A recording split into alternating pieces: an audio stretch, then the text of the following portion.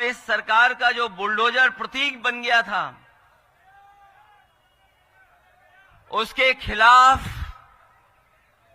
जो टिप्पणी की है और सुप्रीम कोर्ट में जो लाइनें रखी गई हैं, वहां के जज साहब जो उन्होंने पढ़ा लाइनों को और जो बोला कोर्ट में, वो कोई भी लोकतंत्र में जो फैसला आया है उसको स्वीकार करेगा, उसको बधाई देगा। मैं इस मौके पर जो सुप्रीम कोर्ट का फैसला आया है सरकार के खिलाफ, उसका धन्यवाद देता हूं, बधाई देता हूं। और वो जो लाइनें पढ़ी उन्होंने,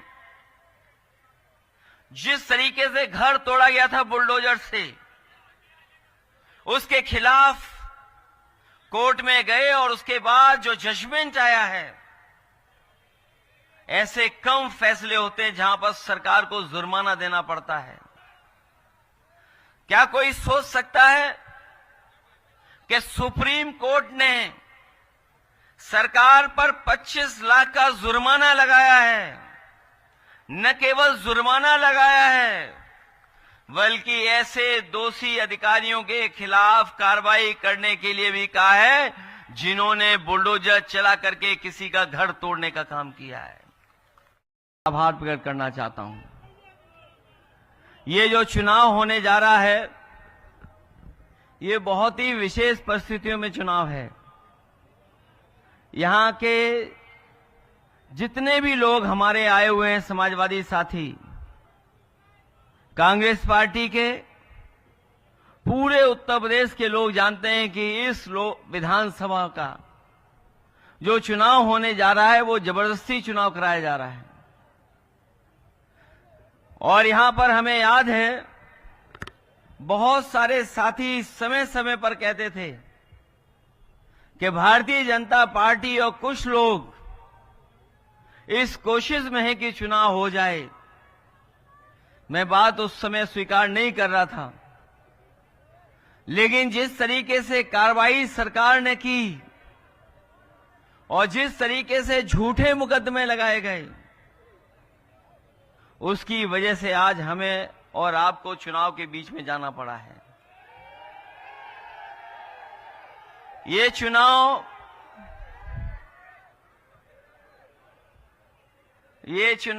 केवल कानपुर का चुनाव होने नहीं जा रहा है। ये चुनाव केवल कानपुर का नहीं है। जब मैं और आप यहां पर मैदान में मिल रहे हैं तो बहुत सारे लोगों को जानकारी हो गई होगी कि सुप्रीम कोर्ट का अभी बुलडोजर पे फैसला क्या आया है। अभी जब हम और आप लोग इस जनसभा में खड़े हैं, बैठे हैं, उससे आने से पहले आपको सबको पता होगा कि सुप्रीम कोर्ट ने क्या टिप्पणी की है और इस सरकार का जो बुलडोजर प्रतीक बन गया था, उसके खिलाफ जो टिप्पणी की है और सुप्रीम कोर्ट में जो लाइनें रखी गई हैं, वहां के जज साहब जो उन्होंने पढ़ा लाइनों को और जो बोला कोर्ट में, वो कोई भी लोकतंत्र में जो फैसला आया है उसको स्वीकार करेगा, उसको बधाई देगा। मैं इस मौके पर जो सुप्रीम कोर्ट का फैसला आया है सरकार के खिलाफ, उसका धन्यवाद देता हूं, बधाई देता हूं। और वो जो लाइनें पढ़ी उन्होंने, जिस तरीके से घर तोड़ा गया था बुलडोजर से, उसके खिलाफ कोर्ट में गए और उसके बाद जो जजमेंट आया है, ऐसे कम फैसले होते हैं जहां पर सरकार को जुर्माना देना पड़ता है। क्या कोई सोच सकता है कि सुप्रीम कोर्ट ने सरकार पर 25 लाख का जुर्माना लगाया है? न केवल जुर्माना लगाया है, बल्कि ऐसे दोषी अधिकारियों के खिलाफ कार्रवाई करने के लिए भी कहा है जिन्होंने बुलडोजर चला करके किसी का घर तोड़ने का काम किया है। जो घर तोड़ना जानते हैं उनसे क्या उम्मीद करोगे आप? जो घर तोड़ने में सेकंड न लेते हो उनसे क्या उम्मीद करते हो? कम से कम आज के बाद उनका बुलडोजर हमेशा हमेशा के लिए खड़ा हो जाएगा गैराज में। अब किसी गरीब का घर नहीं टूटेगा। और जो फैसला देते समय पढ़ा उन्होंने अपनी लाइनें, अपना घर हो, अपना आंगन हो। उन्होंने एक व्यक्ति के बारे में लिखा कि अगर जो व्यक्ति अपने जीवन भर में कोशिश करता है कि घर बना ले, उसके लिए जो लाइनें पढ़ी गई कोर्ट में, अपना घर हो, अपना आंगन हो, इस ख्वाब में हर कोई जीता है। इंसान के दिल को ये चाहत है कि एक घर का सपना कभी न छूटे। तो सोचिए, सुप्रीम कोर्ट ने कहा है। इससे ज्यादा सरकार के खिलाफ टिप्पणी और क्या हो सकती है? ये बात मैं इसलिए कह रहा हूं और ये लाइनें मैं इसलिए पढ़ रहा हूं, हमें पूरा भरोसा है न्यायालय पर। एक दिन हमारे आपके विधायक रिहा होकर के आपके बीच में आएंगे और जो पहले जिस तरीके से काम करते थे उसी तरीके से काम करेंगे। सोचिए कितनी तकलीफ और परेशानी का उन्हें सामना करना पड़ा।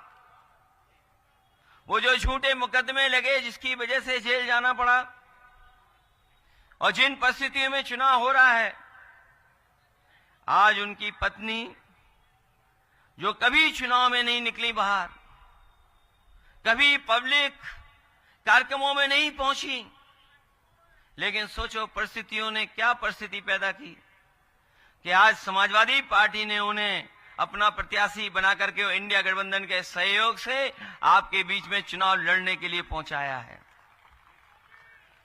मैं जानता हूं ये आधी आबादी का भी नेतृत्व कर रही हैं। ये न केवल जीतेंगी बल्कि रिकॉर्ड मतों से जीतने जा रही हैं।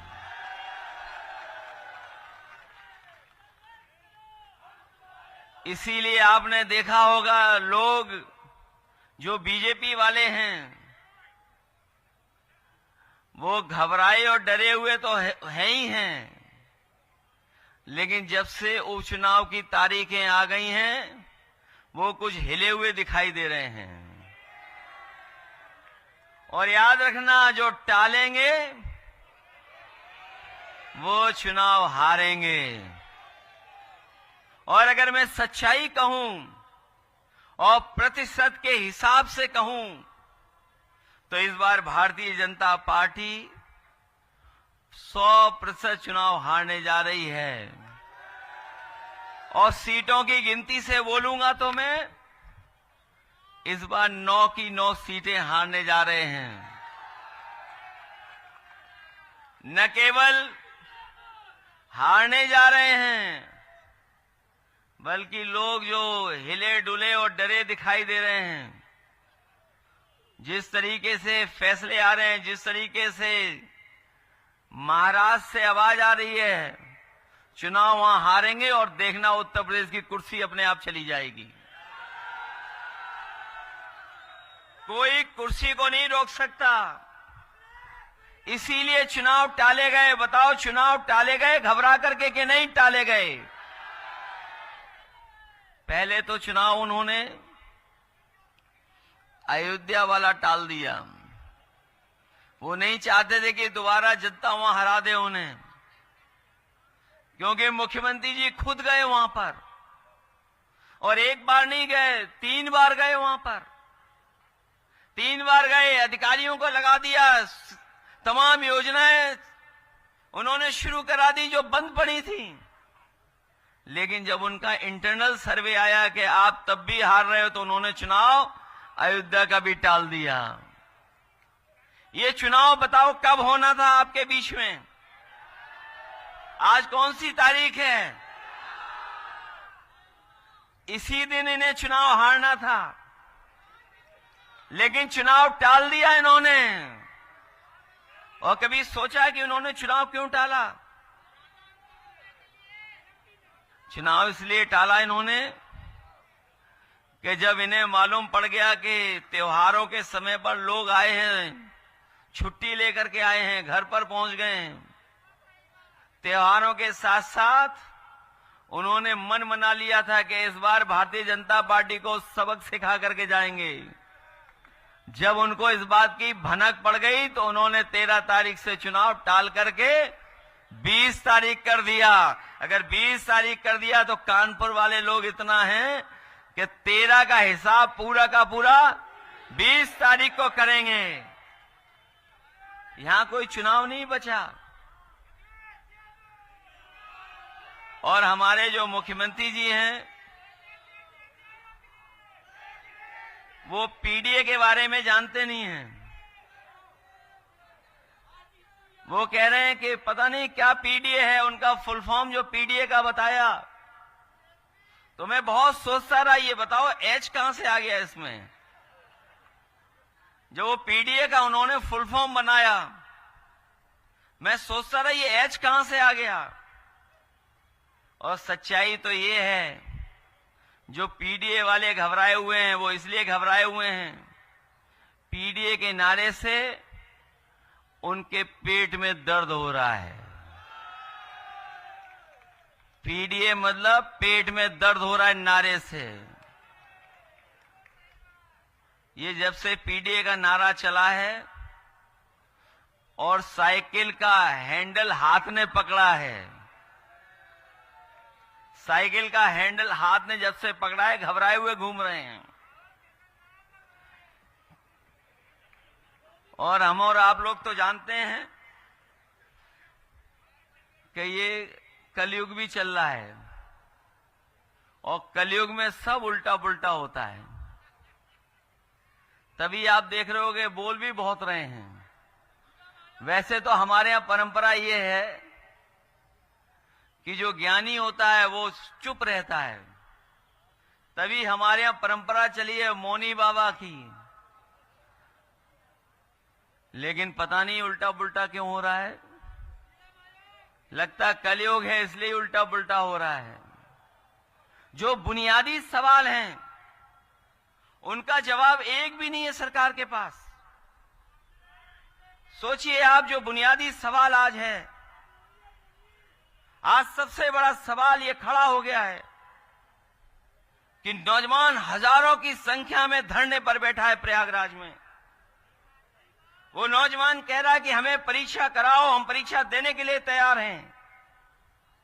लेकिन ये सरकार पता नहीं क्यों परीक्षा कैसी कराना चाहती है।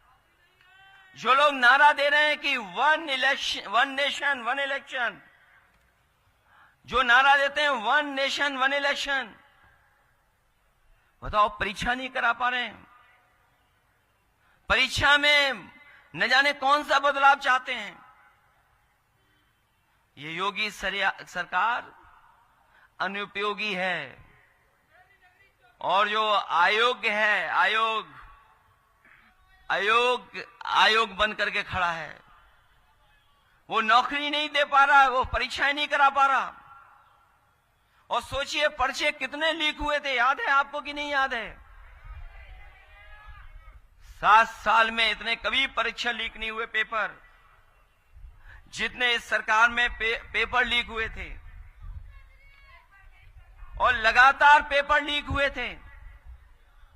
और उसका परिणाम यह हुआ था कि नौजवानों ने उत्तर प्रदेश के लोकसभा के चुनाव में जनता का साथ लेकर के इनके खिलाफ मतदान कर करके ऐतिहासिक हार दिलाई थी उत्तर प्रदेश से।